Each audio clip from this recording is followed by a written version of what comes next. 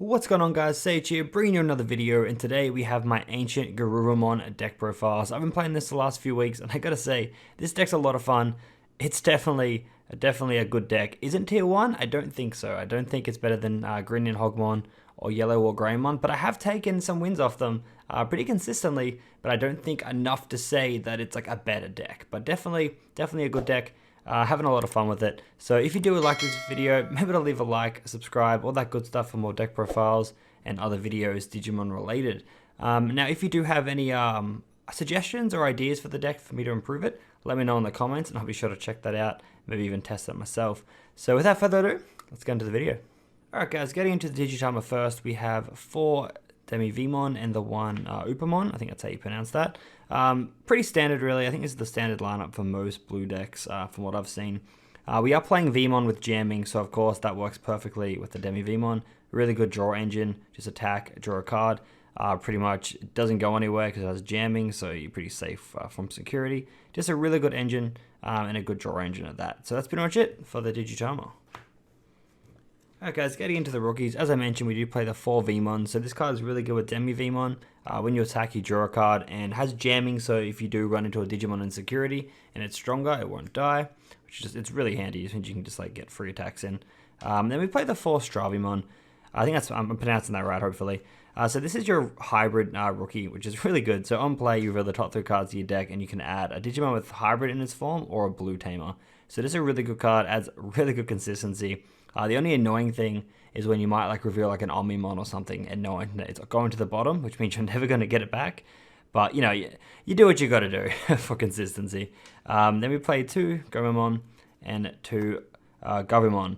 So Gobumon, yeah, I don't know what the hell I said before. So while we play this card, we also play a Garurumon that does very similar. So pretty much what this card does is on attack, you can trash the bottom card of your opponent's Digivolution sources. So why we of a level 5 or less, sorry. So why we play this is with Digiburst being very popular in the current meta, it just means that it kind of like hinders that strategy just a little bit. I know Nidhogmon, you tend to like leave them in the raising area and build them up anyway, but it just kind of forces them to have to do that when you're playing this sort of stuff. And if they do move up, it just means that you can kind of get rid of it and sort of thing. So it definitely helps with the matchup. It's definitely better to play it than not to play it, and this forcing them to have to raise in the raising area, or to level up in the raising area, it definitely helps the matchup. Alright guys, getting into the champions, we're going to start off with the Garurumon package first, so playing 3 of this Garurumon, it's like a promo, and then we're playing this one, which I think is from the structure deck. So what this one does is essentially, if you attack, inherit skill that is, if you attack and it has a Garurumon in its name, you get to draw a card. So again, like the Demi-Vmon and Vmon, just a kind of a good draw engine if it comes up. And then this one, same with the Gobumon, pretty much you get to trash the bottom Digivolution source of your opponent's Digimon. So this helps with the Digiburst strategy that your opponent might be playing. So obviously with the Ancient Garurumon, we have to play Garurumons and hybrids. So it's a reason why we're playing these. We don't want to play too many because they're not great, but we do have to play them, hence why we are playing them. We'd probably play like better champions if we could. But Lobomon, the promo, this card's good. This is definitely worth playing because this card in general is really good. So pretty much when it digivolves, you can then digivolve into Ancient Garurumon from your hand for the memory cost of 1. It does die at the end of the turn, which does kind of suck, but you know it works. You might need it for the attack, and it might just come up enough. To be honest, in this deck, I don't really use it as much. I mostly just use it for its inherit skill, which is very similar. But all it does is when you're evolving into Ancient Garurumon, you can reduce its cost by 2, so it makes it 3, I believe. So I mostly use it for that. In the red version of the hybrid deck, the Ancient Greymon, I definitely use the version of this effect more, but that's because I use it on attacking. So it has a lot of cool things that come up. This one, it's more use it probably for that effect. For me anyway. I guess it's up to you. For the other hybrids, we play the 2 Kendo Garurumon and the 1 Lobomon. You can mix this up. You could probably play 2 of this, 1 of this, or even just 3 of this. I have thought about playing 3. But his ability is pretty much when he attacks, you can return when your opponent's level 3 Digimon to hand. So that's really nice. It's just a thing that comes up. You can, for these 3, you can digivolve them onto Tamers, which is also really good. So it's like you digivolve for 2, digivolve for 3, which is nice. It comes up sometimes, not as much as you would think, but it's good. It's definitely handy. This one is good. Like, again, you can probably play this over this one if you want to play like a less Digivolve cost. But again, I think this comes up enough. If your opponent really has a rookie on the field, you can just bounce it back to hand for free. It's nice. It's definitely worth playing. And then for the final champions, we just play 3 blockers. I can't fit the 4th. So far, the 4th hasn't really come up that much. It's more just you see it more if you're playing 4, but you know, it is what it is. I kind of like 3. But again, if you want to play 4, play 4. I would definitely play at least 3. This deck does need blockers. Alright guys, getting into the level 5s, the ultimates, we have 4 Beowulf 1, I hope I'm pronouncing that right. So this card's actually really good. He's your hybrid level 5. So he has jamming, just in general. And then on your opponent's turn, while his card's Digivolution sources include a Digimon with hybrid or a blue tamer, it can't be attacked. So you just swing it in for your opponent's security, has jamming, and then they just can't attack it. So it's just safe, which is really good. Only annoying thing is if you do kind of do that, Ninhogmon can just kind of spin it, which does kind of suck.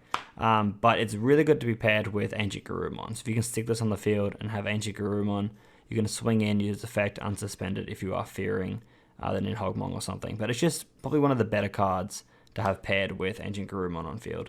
And definitely worth playing for, I think. And for the level 5 Garurumons, we play the 3 War Garurumon. I think this is one of the promos. So pretty much when it attacks and it has a Garurumon in its Digivolution source, you can unsuspend it. So attack, unsuspend, attack again if you want. Just hope it doesn't die from something over 6,000 in security. So take the risk if you wish. But its inherit effect is pretty sweet. So while you have 8 or more cards in your hand, it will give it security +1.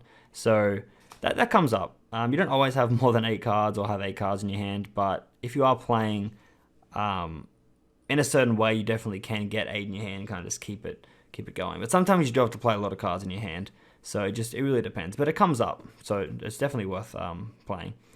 Then we just have 2 Monzemon, which is just very cheap level 5. I always like to have at least 2 of these in the deck. They definitely come up just to like level up real quick. So I don't really think I'd play any other like War Garurumons or anything, or Were Garurumons. I think that's enough of a line, and then these 2 just like they just come up enough. That's kind of a preference though. I don't think you can really play more without taking out some of these or taking out other cards. And the cards I've chosen they're pretty good at the moment, so I don't think I'd want to take anything out. But again, leave comments below if you have any recommendations, or if there's better cards that I'm missing out on, like with Garurumons or something. Yeah, let's get into the megas. Alright, so the boss monster, Ancient Garurumon. So we're only playing 3, we're not maxing it out.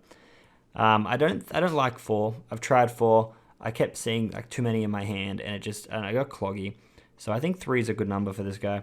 So if you don't know what he does, so when attacking once per turn, you may unsuspend 2 of your Digimon with Garurumon or hybrid.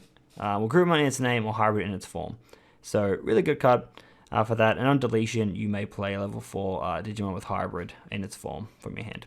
So when you summon this with Lobmon, the promo Lobmon's effect, it's a Digivolving effect, and it will die in the end phase.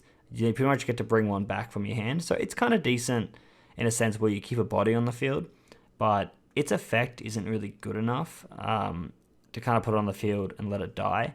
That's why you might as well just be evolving it through Lobmon's inherit effect. It's just easier that way. And I'll show you like some plays you can do with it a little bit after. But we are playing also 2 Metal Garurumon from the starter deck. So this is just when attacking once per turn, you can unsuspend this Digimon. So right now you can already probably see the kind of the line that you can do with these 2. So like if you have these 2 on the field, you can essentially attack, effect to unsuspend, attack again, and then you can attack, use effect, unsuspend this, and then you get to get a 3rd attack with that. And then if you have another Digimon on the field, like that's a lot of damage, there's a lot of attacks. And if you've like swung in with like a Vmon early on, like that's just like a game at that point.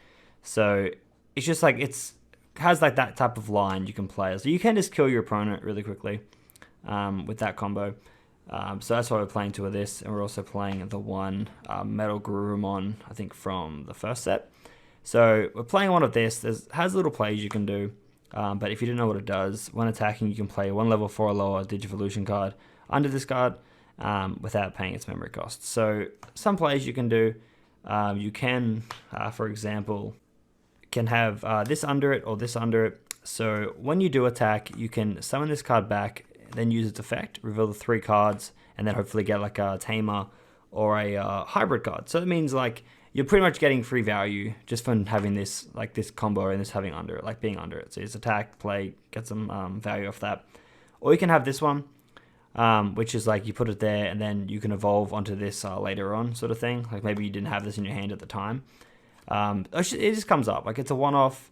I like it's what it does with the deck. It kind of adds little cool like synergy, cool combos. And it's just really nice. And this is a once per turn. So paired with this, you can summon like a level 3 and a level 4 from its Digivolution source. So it's just really cool. It gives you like random advantage randomly. And that's what the deck's for. It has a slow kind of build, but when it does get going, it definitely kind of overflows your opponent or overtakes your opponent in value and just kind of ends up beating them. So it's really good. It's really nice. And then we just play the one Omnimon. I couldn't fit the second one, so we're just playing one. It's just for a nice board clear. Essentially all it is. All right, going into the Tamers, we only play 4. Playing 2 Davis, and we're playing the one Matt and the other Matt from the structure deck, I believe. So this one, on play, you get to reveal the top 3 cards of your deck, add a blue Digimon, or in a green. No, you're not playing green, so you're just getting add a blue, which means you can just get whatever Digimon you're missing. Or if you need a certain Digimon, you can just grab it. So it's just consistency. This one kind of pairs with the trash and the Digivolution sources. So when you play Digimon, you can suspend it and then trash one of your opponent's Digivolution sources. So again, it just kind of fights back against the Digiburst strategy. And then we just play the one Matt. So if your opponent has a Digimon with no Digivolution source, you can get an extra memory at the start of your turn. So it comes up. It's mostly just there because it's a 2 cost, which means you can just play this and then evolve Lobmon on it or something. But I didn't want to play too many of this because I value the setting your mana to 3 at the start of your turn much more than like this. So I just wanted it as a one-off. It might come up to gain a memory, but like these 2 together might get you to 4 memory, for example. So it comes up. It's nice. Last 3 cards, just 3 Hammerspark. I didn't want to think like there's that other card that bounces something into hand. That's at level 7. I can't remember what it is. It's from the structure deck. But it just wasn't working out. Like, this card's just better. Like, you want to see this in security. You want to see it in your hand. This overall is just like a really good card to have. And we're just playing 3 of it. Just like, you never know when you're going to need that memory. And your opponent attacks into the security. It might just end their turn. And then you might be able to get all the advantage you need. Just ending their turn, like, prematurely. So it's just a really good card. And I would recommend playing, like, at least, like, 2 of this in the deck. But I do like 3. I would fit 4 if I could. Like, space is really hard with this deck because you got to play a lot of like hybrids, Garurumons, that sort of stuff. But when the deck gets going, I will say it definitely is a very good deck. And I think in the next set coming out in, I think it's August, we are getting more cards that help this deck out. So definitely looking forward to that.